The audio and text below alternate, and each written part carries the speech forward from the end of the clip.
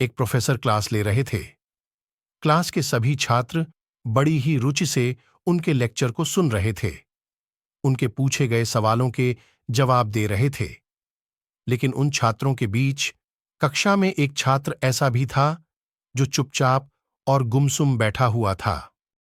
Professor ने पहले ही दिन उस छात्र को नोटिस कर लिया, लेकिन कुछ नहीं बोले।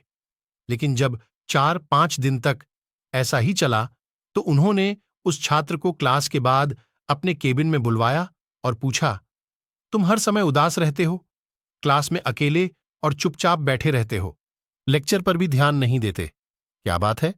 कुछ परेशानी है क्या? सर, वो छात्र कुछ हिचकिचाते हुए बोला, मेरे अतीत में कुछ ऐसा हुआ है जिसकी वजह से मैं परेशान रहता हूं। समझ नहीं आता, क्या करूं?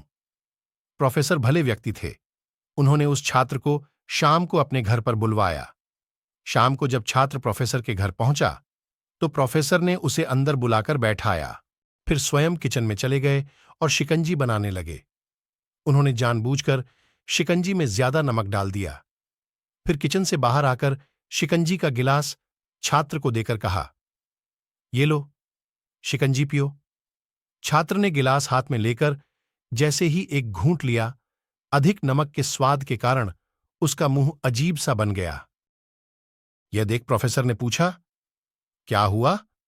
शिकंजी पसंद नहीं आई? नहीं सर, ऐसी बात नहीं है, बस शिकंजी में नमक थोड़ा ज्यादा है। छात्र बोला, अरे, अब तो ये बेकार हो गया। लाओ गिलास मुझे दो, मैं इसे फेंक देता हूं।